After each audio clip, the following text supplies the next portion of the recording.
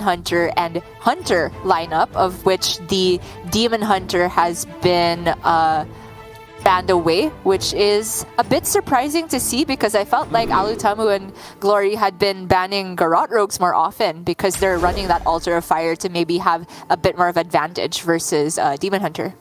Yeah, I imagine it's very close. I'd be curious to hear from Alutemu what the difference was, because when he was against Chonsu, he had almost an identical lineup that he was up against. It was only Druid instead of Warlock that was the big difference. And he, in that case, banned Rogue instead of the Demon Hunter. But I agree. Maybe it was just the realization that try as you might to ban away the Demon Hunter. It's just to ban away the Rogue, sorry. The Demon Hunter is just too powerful. And even if you tech against it, it's still super strong. Glory here, hoping for no coin Octobot, I guess, and outside of that, he's winning the game. As honestly, he kind of looked like a Renaissance painting there, with the heavenly light coming down, hands together in prayer. It was quite a nice picture he was painting. Yes, the Glory by Michelangelo. That is not the Renaissance, I think. I'm so sorry. I don't know much about I think that art. is. Yeah. Is it? Yeah, he was a Renaissance Italian painter, right? Okay. I'm going to go with yes. Or a turtle, depending on who you ask. Well, Alutemu, even though he had a very effective response to the first two Volpertingers, and even managed to get the Penflinger back in hand with the help of the coin, Glory is working with the half of the deck, which is quite effective versus Rogue, right? The Warsong Wrangler into Rhino type of curve. The deck leading up into that is not ideal, though, having to send in his Intrepid Initiate just to make sure that he's not dying to the Zoo-like approach from Rogue in the early game, which we saw be the downfall of Possessi in the first game last series. So I am thinking Prep Shroud here makes sense. I would rather give myself the chance of stealthed Octobot. It is annoying that you have no possibility of stealth contact. I would really like to make that play, but I don't think that's enough of a reason to delay for a full turn. Even if you miss on Octobot, just playing a couple one-drops here, I don't hate the sound of, because Alutemu, we've seen this time and time again in Face Hunter versus Garrote Rogue. If the Rogue is really doing nothing, the Hunter is happy to wait, even not playing their own Rhino until it has a target, because they're just winning the damage race because their hero power is more efficient in that regard. So I do also like using the prep on the Shroud and seeing where his options are out. If he hits, like, say, One Thief, you can play the One Thief and even put Divine Shield on it just to get more tempo. I mean, he's definitely getting a read on Rhino being in hand. These very weird, weak plays from Glory do imply a 5-mana hand. And so maybe he's wanting to just go Shroud without the prep in order to not play any minions. But I think in the end, he's actually being swayed, if I had to guess, by what I said of really wanting to go prep Shroud and then play a contact with stealth. Yeah, that is the only reasoning I can also imagine for floating that 1 mana at the end there. And if he does hit the contact, he will be massively rewarded. Nope. That's a whiff. But 2 cards played, so he can maneuver this Prize Plunder to one-shot the Wrangler, at least, if he wants.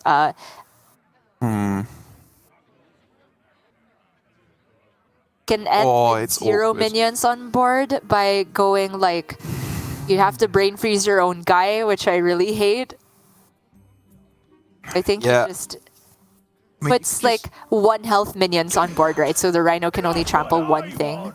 Yeah, I mean, they're stealthed right now, so you can just leave them in play and then trade in next turn. But it's just whether or not you want to play One Thief. I think probably not. Yeah, again, you just save it for next turn, make it so Rhino is a very awkward play. But little does he know, Glory has, like, arguably even a better line with just Barrack Kodobane on this turn instead. Yeah, that's insane.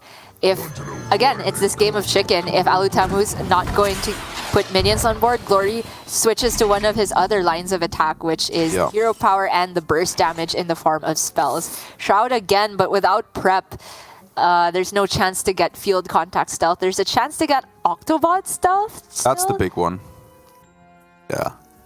And he can still end with 0 attackable minions on board. So I think following in line with his earlier game plan, another Shroud is where my head would be at. Yeah, that's true. It does mean that you have to like attack with the dagger, but that's still okay. He gets contact and Octobot. This now is getting very, very spicy. Double trade, happily using the dagger here to take 3, because next turn, Alutemu is going off. It's starting to come together, but for Glory here, he is not going to waste this time. He has the ability to go quick shot and aim shot phase, maybe weave in the Demon Companion with your last mana remaining, because the next turn, there's certainly going to be a Rhino target, right? Alutemu is just not gonna not proc an Octobot. Oh, it's kind of questionable if you even want to play Demon Companion, because if you don't get exactly Refa, it's almost bad to have minions in play. It just gives them targets for, I guess you've seen both Plunderers, but just the Orc Merchants and the Brain Freezers. Yeah, and just the Octobot trading in for free, right, as a proc. So good spot to not play that here. Glory also going Hero Power instead of Quick Shot. Sure, it's kind of the same because he'll have 2 mana spare the next turn anyway. Oh, plans coming together, Derek. Another Octobot has made itself known as well. Whoa, tough turn. So it could obviously still be Octobot Brain Freeze, or like Octobot Brain Freeze something else to bounce back the Penflinger if you wanted, and then end with Neophyte. But I think he's correctly saving that up for next turn. And probably just Garrot right at the end to spend the 2 mana. It's going to be tight in these next few turns. I know the Octo doesn't really proc things for the field contact here, but it does make Garrot and Fireball a bit cheaper. I kind of like still playing it. Wow. Maybe even Brain Freezing. Get 1 more card in hand as well. Yeah. Okay. I was going to say if you play Octobot and leave it there, that's not necessarily terrible against Rhino, because then you're only taking 3 damage. But just going with the proc here is interesting, and it means he's got himself a very powerful hand, the kind that can potentially hit lethal next turn, depending on what he gets. Because he's also discounted the Secret Passage, so what Alutemu can do to try and hit lethal is Garrot Fireball for the 8 immediately, then he has 3 mana spare. If you hit enough bleeds, maybe that just gets there from the Secret Passage itself. But right now, Glory has the option of what is the second target for the Rhino? Obviously, the first one is the field contact, but breakpoints, breakpoints, breakpoints. Do you remove the Neophytes because it's dealing the most damage, or do you trade into the Guardian Og Merchant because you get to deal more damage? You deal 5, 7, down to 5. If you kill the Neophyte, you still just have Quick Shot Hero Power, guaranteed lethal on the following turn. And also, very importantly, it actually kills off your minions, so Kazakus Golem can't heal anymore, which I quite like. Right, yeah. Oh, wow. Not Hero Power? This has got to be Hero Power, I think. Oh. He's got to set up a lethal. Okay, I mean, he's trying to make it so his opponent can't lethal. He still has Rhino, he still has the weapon. A very, very good shot at lethal. Okay. Yeah, it's a bit quick to judge. This definitely has its upside as well, because Alutemu's only realistic out here is to do something with Garrots without getting the guaranteed combo. Glory. Does Alutemu have the chance to... Oh, because the Octobot's left on board frozen, he can't actually get rid of enough minions to play around Rhino, I think. Yeah, I think you're right. He can step it, but only 2 minions can die into this Neophyte. Step, Octobot, Prep, Passage. That's 2 mana used up, which is, I guess, not the end of the world, but it looks like he's just leading up into Prep Passage first. Okay, hoping out for field contact. I don't even think there's enough mana left over now. Yeah. Another Wand Thief. Can you get anything relevant? Ice Barrier's playable, but doesn't play around Rhino or spells, which are very likely outcomes at this point. But Alutemu is just going to go digging for the Wand Thief. He's unsure. I'm unsure. Yeah, I don't see it. Just praying that there's no second Rhino, no extra burn damage. Maybe somehow you're not dead. But I think you can honestly just figure out that if they didn't press hero power last turn and played the neophyte, you know that there's quick shot in hand, so they surely have some other way of getting there. And there's just 10 ways to Sunday to get lethal here for Glory. A pretty cool first game, and Glory making use of what was a very, very slow starting hand, but applying that principle that you so often talk about, where Rhino and the True Aim Crescent is just the most important thing against Rogue. Yeah, especially if you can buff that up with a Warsong Wrangler. Rogue just doesn't have that many opportunities to stay off the board while trying to progress their own game plan. The stealth is nice for a couple turns, but Alutemu needed to hit either an earlier field contact or maybe Kazakus to try and actually make those minions threatening enough on the turn where Glory didn't clear the entire board. It's very, very close, this matchup, and for now it does go in Glory's favor. We'll see if we could see the same thing from the other side though, or potentially a Garrote Rogue mirror. That would be pretty cool. I would not mind to see that at all. I'm also curious to see how this Warlock will fare against the Rogue, because Altar of Fire factors in very, very interestingly in this matchup, because there's the obvious intention of that card, which is just to delete Garrotes, delete field contact, delete ethereal orc merchants. It can be very potent in that aspect. But again, just in the anti-aggro aspect that we talk about, where getting down to 1 mana Baron Scavengers is so big versus Rogue. That can get you 1 turn earlier, where you go for the Neophyte plus big threats turn that Rogue simply cannot overcome. So I think, again, Altar of Fire, even though it was a clever tech against Demon Hunter that I think is still valid, it also, I would argue, is going to improve your win percentages against Rogue as well. It's really close, right? Because if you don't actually hit any relevant combo piece from it, you can argue you're also progressing the Rogue's game plan. Like, you played a secret passage for them to a certain extent, where they just want to get rid of cards. It's so hard to kind of predict what combo pieces they still need, because you have no idea what's in their hand by that point. But I wouldn't call it a strict upside by any means. Yeah, good point. Oh. Good point. But this is a super strong start for Alutemu with Octobot and field contact. I don't think you'd consider anything other than keeping those two. Yeah, absolutely. Just toss the Garrote. And from here on out, you're looking for Swindle, Shroud of Concealment, just ways to gather up the fuel before you make it all cost less. Surely he's not thinking because you're on the play you don't have enough juice for this. Like, I know you don't have the 1 or 2 mana cards to proc the field contact once Octobot comes down, but it's just the nuts. Did he keep Garrote? Really? Oh, is he playing around Altar? I don't know. I guess?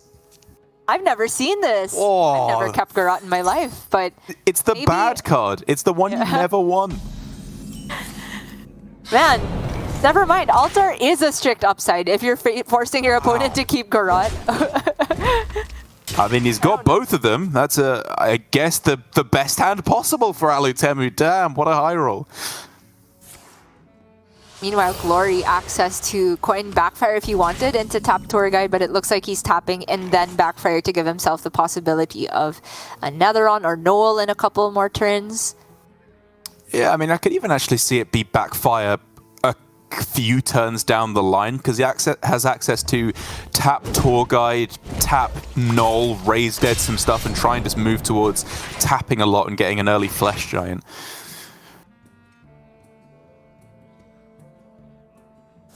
I like the Backfire because you are able to coin Tour Guide here if there's nothing better to do. Get the Null as early as possible. Like, yes, I know that weaving and taps does cheapen the Giant over the long run, but I think that getting minions in the Raise Dead pool and being able to cheapen Giant by playing Raise Dead is also super relevant.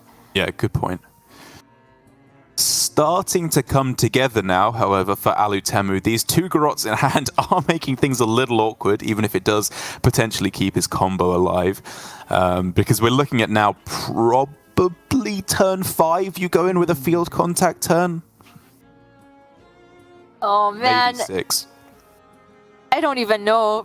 I mean, ideally for Alutemu, he was supposed to pick up a Passage or a Shroud here or a Swindle to really justify this plan of keeping the Garrote, but I don't know how heavily you can rely on that, because now we can see if he procs the Octobot, he only has 2 discounted pieces that actually feed the field contact, right?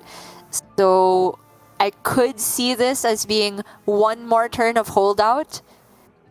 But the problem is, if you do get, say, Shroud the next turn, you cannot go Shroud, Octobot, and proc. There's just not enough mana.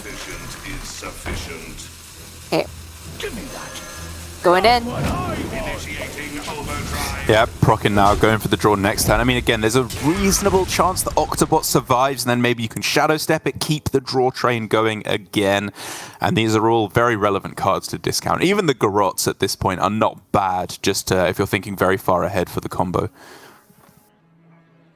Well, Glory now, this is the first real juncture where we can think about the implications of Altar of Fire. Obviously, the timing of it, you have no control as to whether they have a combo piece or not. But because it's not really getting Glory close to any of those important cards, the 6/6s or the Bristlebacks, I guess it's not high priority at the moment. Just going for Null here and then tap and touch seems okay. Or Tour Guide tap. Yeah, I just want to dump cards from my hand here as quickly as possible. I was interested in Tour Guide Tap, as you said, just so you can go like double 1-cost spell afterwards, or play a Raise Dead even, potentially. But he is still keeping his hand relatively low, and he's setting up very soon for this big turn, because this all comes down to, I think, double Giant Neophyte. Once that comes down, it almost forces Alutemu to go for lethal on the following turn. Completely agreed. Nice pickups for Alutemu, just cheap battle cries. Can go in with the other Brain Freeze first. Okay, just reset the shield on that. Might be forced to play out an Ethel, but that's okay. Saved. Bring water. Bring water's good too, yeah. Happily gobbling that up. Oh! Shadow Step for the field contact? It's gotta be, right? The only question is whether he cycles the Ethel as well, but given Alutemu keeping Garrot Rogue, I feel like he's very precious about his combo pieces. There is no guarantee that you'll have the other one still intact because of the Altar of Fires. Gotta be step contact, right? I agree. I mean, I've been surprised by players shadow stepping other cards. Like, it could be one Thief here to just keep the card draw rolling. Again, there's a lot of card draw left in the deck in the form of Secret Passage, Shroud, Swindles as well. But I do agree. It is the field contact in the end. It's too valuable to keep that card draw train rolling. Okay, Glory with yet another touch and the Raise Dead available. You can get the Giant down to like 1 cost here at only 2 mana expended with the Tour Guide tap factored in as well.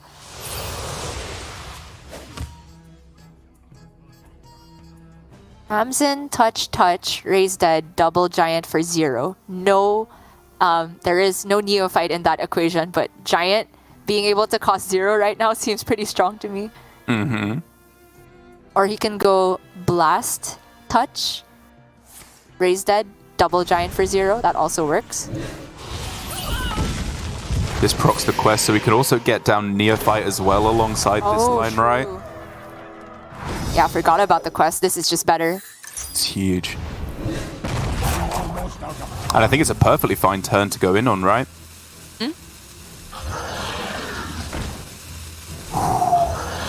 Oh, turn 5. Double 0 mana Giant when they cost 10. This is unheard of. I have never seen such a quick progression in terms of getting your Giants so cheap, but incredibly well done by Glory and set up right from the get-go.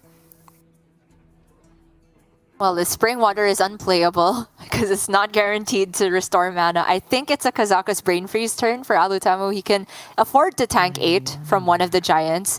Just take a 1-cost Golem and pray for this contact to steal the game next turn. Ooh.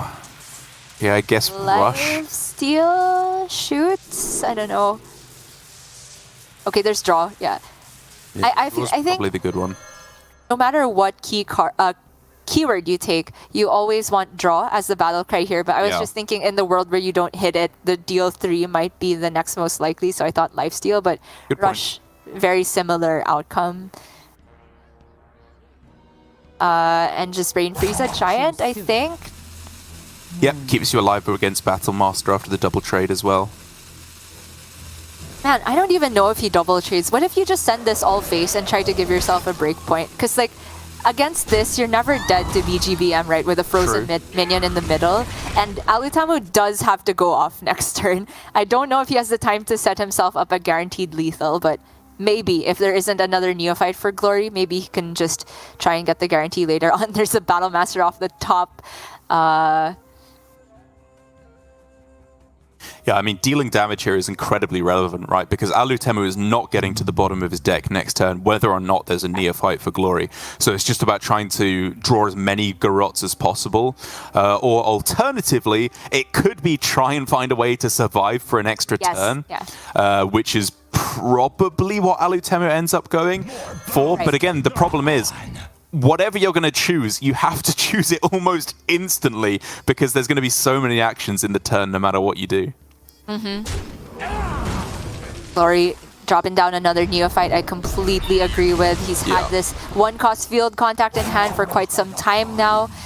Glory's aware of the possibility of one-cost Golem as well. And with this Neophyte, it is impossible for Alutemu to see the bottom of his deck in this turn.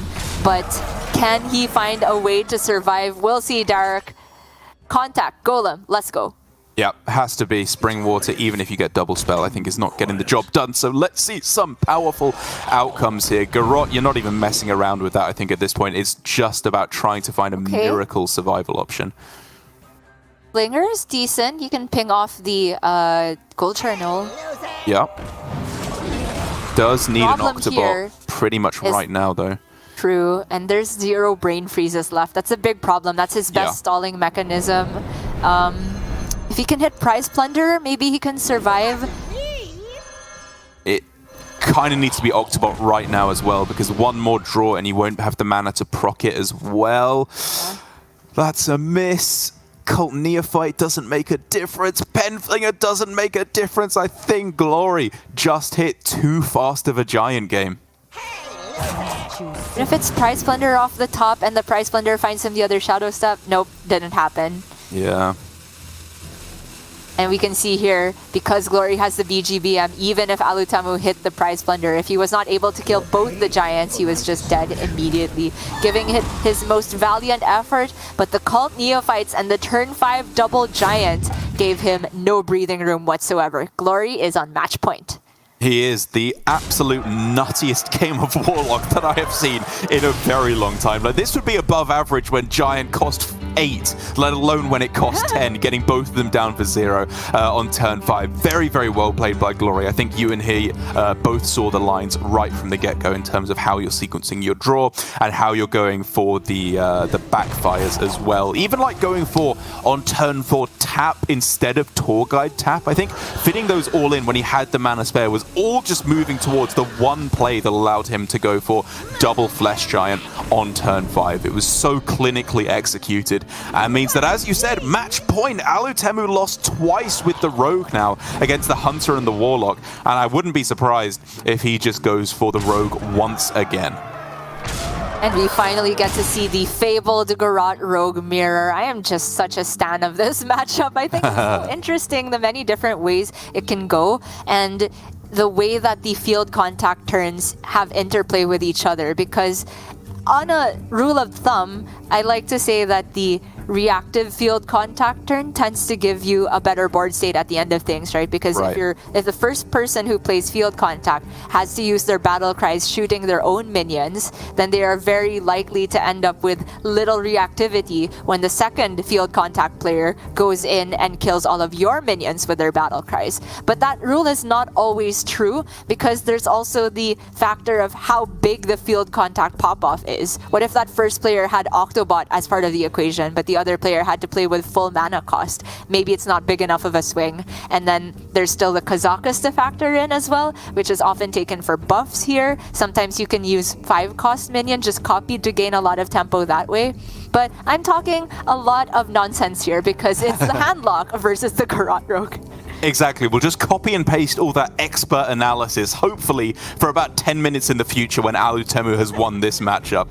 Because if he does get this win, again, we could go on to the Rogue Mirror. And hey, we just saw the exact opposite of this matchup the other way around. Now it's Alutemu on the Warlock with the exact same list. I wonder if we'll see Glory going for a keep Garrot game plan as well, if that's available.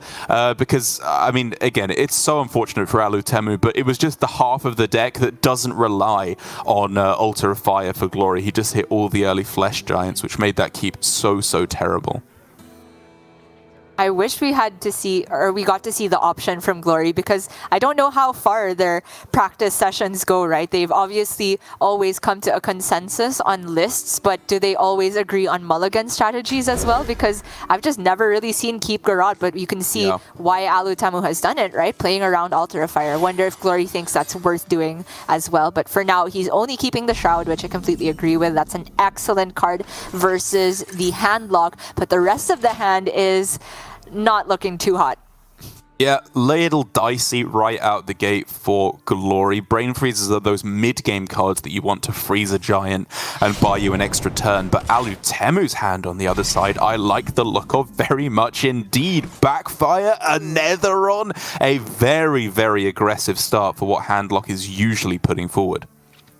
Well, normally I'd always favor coin backfire. With the pickup of another run, you can consider holding coin just to be another card in your hand. But because if you go for the curve of tap into backfire, you're still not able to coin another run out the same turn. I think this works out almost the same by going for the coin backfire. Just needs Raised Deads. That's pretty much the only missing piece now for Alutemu to get himself a very early Flesh Giant. Job's done. That tour guide filling out this last mana perfectly. Next turn, another run can come down for quite cheap. Oh! Wow, okay, this filled up very nicely. Cheapen the hand this turn, go all in next turn. This is gonna be such a close game. This is perfect for Glory. He gets 5 discounts, and he uses Brain Freeze rather than Og Merchant, which looks a bit strange at first. Brain Freeze is great for dealing with giants, but in this situation where the giants are still quite a long ways off on average, I really like saving Og Merchant to put on the field contact itself, because that 3/1 Divine Shield body is actually such a nuisance for Handlock to deal with. I think if for Alutemu, I like not using the Cult Neophyte, because it does get a little weird, because using a Cult Neophyte into what you expect to be a field contact turn is still valuable, even if it's not the prime use for it, which is when you have a bunch of other big threats. I would lean towards Goldshire Null, but again, disrupting their field contact turn with the Neophyte is reasonable, especially when you can get it into the Raised Dead pool with neither Raised Dead used yet. I'd agree. So with the Null, then, do you just use the rest of the mana of an Altar of Fire is the question. Obviously, if you're going to alter with the Null, you play the Null first. Yes, yeah. So it looks like he is going to go either Neophyte or Drain Soul. Okay, Step Lost is a big deal. That's a combo piece. The rest of these, not so much, though. Yeah, that's all fine for Glory. Too quiet. Oh, man. Or Biscuit, Insta. Yeah, Monster Biscuit. We've seen some potion gamers here and there, but he's not guaranteed to hit prep, and I honestly think that just makes his life harder. The potion. Yeah. Garrot safely in hand. Cram session. Oh. If need be, that can be a way to finish off the combo, but he goes First Flame instead. I mean, that's a cleanup tool. You can use that maybe with some spell damage to even clear off a big threat, like Giant. But I do agree. I think just having maximum draw at this point, like, he is in on the combo game plan. It's working right now.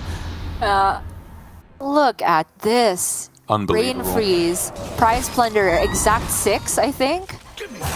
Oh, he's opting to kill off both here. We have seen players deviating away from this line. You can theoretically go for freeze the Anetheron, kill the Neophyte, just so that Raised Dead is a little bit weaker. But I guess saying at this point, you know what, if you want to Raised Dead and play Anetheron, be my guest. Yeah, this Neophyte is so backbreaking for Alutemu. Like, Neophytes are just so strong in either direction in this matchup. Having to spend the whole turn getting rid of field contact. Big deal. Glory just has double Swindle here and the secret passage. Only hand space is the concern here. And he just gets prep, so that's not even a concern whatsoever. So prep, swindle. Mana Biscuit probably to round out the turn as well. You do need to dump a card now. You have to dump a card, yeah. Prep Biscuit. And then you can actually passage after this, I think. Oh, that's true. You still have 4 mana left over. Because all of his card draw cards are gone, right? The 2 Swindles and the 2 Shrouds. So I kind of like passage to maybe dump some minions, although there's only 1 board space. Yeah, it's just about making sure he draws field contact as soon as humanly possible. Yeah, okay, so he's gonna clear 1 hand. Oh, wait, no. I thought he was supposed to clear a board space here with that Og Merchant. Okay, he's going for his flame instead. Yeah, I mean, now it's only really Prize Plunderer that he's looking for to dump a card, but a little messy, but okay. Yeah, I'm not sure about that one. But successfully finds the Plunderer, so that's fine. Honestly, he could have dumped the Ethereal as well because he still has 1 Ethereal and Shadow Step in hand. Yeah. But the main news for Alutemu is no board clear, no taunts that he can put away unless he wants to go for a 6 mana Baron Scavenger. If you tap and hit the other backfire, does that do anything? I mean, you can play a taunt then, but it's not enough. Yeah, it looks like at the moment it is going to be Glory going through to the playoffs here. Okashinsuke will be looking on with bated breath, praying that Alutemu can clutch this one out. Maybe with Altar of Fire to burn the key combo pieces, you can do it. Only key combo piece here is field contact left. I don't even think he needs Octobot necessarily. That's pretty good, right? You have it with the spell damage. Oh, but the field it's still fine. Is alive. Yeah, he doesn't need the Octo because he has the Biscuit as the thing, so he's fine. As long as he has enough. Yes, I mean, he's just killing him with minions on board. Like, that's the main thing right now, whether or not the spell damage is there. He doesn't need everything, right? If you have no board space, it probably means you win on minions. Okay, let's count this up.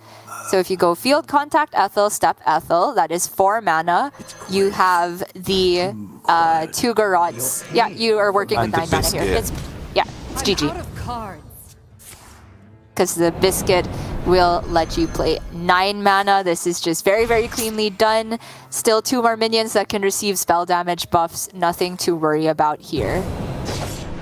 Damn, super clean series by Glory. All of his decks operating at what felt like maximum efficiency, and Alutemu unable to get his foot in the door in any of the games. The Warlock beating the Rogue beating the Warlock, and of course Glory's Hunter with all them rhinos coming through for a heck of a lot of damage. And the headline here, Gia, is that there's still the possibility for a back-to-back World Championship win for Glory. I'm getting ahead of myself a little bit because he is just squeaking in right at the bottom of playoffs. It's going to be a very, very tough road ahead, but the dream is still alive for Glory now. Well and truly alive, when just a few weeks ago he was scared of relegation. Last week kind of got himself safe but didn't really feel like he could make it into playoffs, and that has entirely turned it around now. We've seen this from Frenetic even. It doesn't matter if you have just not the greatest of seasons in the regular 7 weeks. If you can win at the right time, win when it matters, week 8 playoffs, that is how you get the ticket to Worlds. Glory and Alutemu very likely to meet again in the playoffs, where Glory will have that auto loss and Alutemu will have the auto win. So it's going to be an uphill climb, but congratulations to Glory for managing to make it into playoffs. And of course, condolences to Okashinsuke and to all his fans there. It must have been very, very difficult to just sit and watch the entire weekend without really much control over his fate. Yeah, just watching Alutemu get absolutely blasted in that final series as well. But for Okashinsuke, first series of GM wasn't relegated. This is just about getting his, his settling into things, getting his teeth into how Grandmasters works and settling into the testing and practicing regime. I'm sure he can hopefully come back better than ever next season. But for Alan versus Glory now, oh boy, this is one heck of a finals. You and me both wrong in our predictions, unfortunately, with Possessi and Alutemu both falling down in their semi-final match. But I cannot wait to see how this one goes. It is, of course, the prototypical Japanese lineup here that both Glory and Alutemu are bringing this week, up against Alan with his slightly unique spin. The control warrior that he was afraid would get him knocked out in the group stage off stream has got him all the way through to the finals for the third week in a row. Alan just absolutely on fire, and we're going to see if Glory can slow him down in the finals. This is, of course, going to be the last game of the day as we are wrapping things up here for the regular season of Hearthstone Grandmasters, and I cannot wait to see how these players will be going. We're going to go to a quick break afterwards, of course, or beforehand. But I guess first of all, we can look at the standings to see how this affects things with that loss for Alutemu, because now Glory, actually, my mistake, he's not even in the 7th, 8th seed. He finishes in 6th, bumping Gur and Shaxi down because of his better tiebreakers, I guess. That's right. I also kind of overlooked this. I think Glory now has made another finals appearance. I know Gur has made one final and Shaxi also one final maybe, so that means Glory has made more semifinals then. If he's winning on tiebreakers, we will just make sure that we get all of this information sorted out. But that's huge if that one win allowed him to escape the auto loss, and also has huge implications for Gur and Shaxi as well. Also two players that after Friday didn't really have much fate over their seeding. They knew they were secure through